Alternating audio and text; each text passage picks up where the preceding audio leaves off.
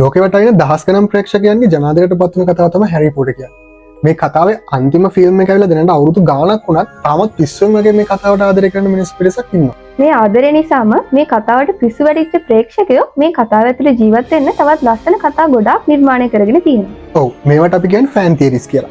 මේ fan theories නිසා අපිට කතාව ඇතුලේ ඇත්තටම දකින්නට ලැබෙන්නේ නැති ඒ වුණාට අපි දකින්න කැමති දේවල් හිතින්ම වාගෙන අපිට ඒක තවත් රස විඳින්න පුළුවන්. ඩම්බල්ඩෝගේ ඩිලිමිනේටර් ගැනවත් දන්නව නේද?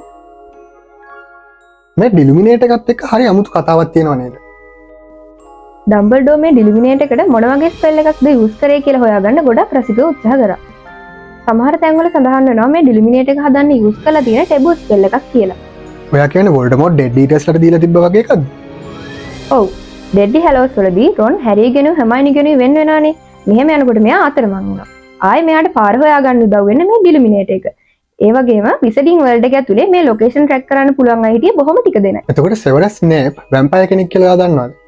ගොඩක් රසිකයෝ මෙයාගේ මේ අමුතු හැසිරීමත් මෙයා අඳින පළදින විදිහත් නිසා මෙයා වැම්පයර් කෙනෙක් කියලා සැක කරා.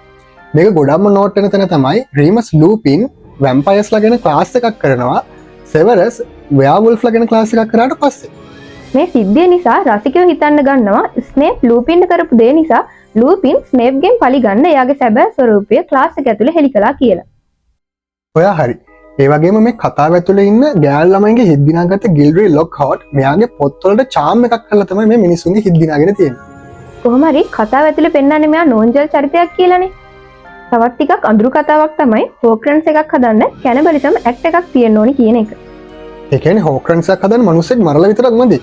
එයාගේ මසුත් කැමරට ගන්න ඕනේ. ඔයා හරි. තමන්ගේ ආත්මය තවත් තැනක හංගන්න එහෙමත් නැත්නම් වෙන ඔබ්ජෙක්ට් එකකට ට්‍රාන්ස්ෆර් කරන්න මෙහෙම දෙයක් කරන්න ඕනි. වෝල්ඩමෝර්ට්ගේ ෆලෝවර්ස්ලට ඩෙඩ් ඊටර්ස්ලා කියන්නේ මේ හින්දා කියලා පිළිගැනීමක් තියෙනවා. නෙවිල්ල තිබිලා තියෙන වැරදි ගොන්නේ. මේ නිසා තමයි මෙයා මුලදී හැමතිස්සෙම මෙයාගේ ස්පෙල්ස් වරද්දාගන්නේ. මෙයා තාත්තට ගෞරව කරන්න කියලා හිතාගෙන මෙයාගේ තාත්තගේ වුන්ඩ් එක තමයි මුල් කාලේදී පාවිච්චි කරලා තියෙන්නේ. මේ වුන්ඩ් එක මෙයාගේ නැවෙන නිසා මේ වුන්ඩ් එක මෙයාට අවනත වෙන්නේ නැහැ. හැරිගේ හෙඩ්විග් ඒ කියන්නේ එයාගේ බකමුණ. එයා මැරුවේ ස්නේප් කියලා දන්නවද? ඩෙඩ්ලි හැලෝස් වලදී හැරි වගේ 7 දෙනාත් එක්ක එකට යනකොට ඩෙඩ් ඊටර්ස්ලා මෙයාට පහර දෙනවනේ. ඊට පස්සේ ඒ කට්ටියගෙන් මෙයාව ට්‍රැක් වෙන එක වළක්වන්න තමයි හෙඩ්විග්ට කිලික් කර්ස් එක කරේ. තවත් ලස්සනම තියරි එකක් තමයි නානියායකයේ ඉන්න ළමයි 4 දෙනා තමයි මේ හොග්වර්ට්ස් වල ෆවුන්ඩර්ස්ලා කියලා කියන එක. Peter, Susan, Edmund, Lucy. මේ අය තමයි චාලෙන්සර්ස් ඔෆ් නානියායකයේ රජවරු සහ රැජිනියා.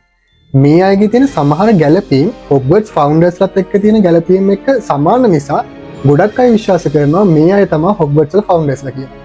මේ වගේ ලස්සන ඉන්ට්‍රස්ටිං තියරිස් තව කොච්චර නම් ඇද්ද? ඔයාලා මොනවද තව මේ වගේ ලස්සන තියරිස් ගැන දන්නේ?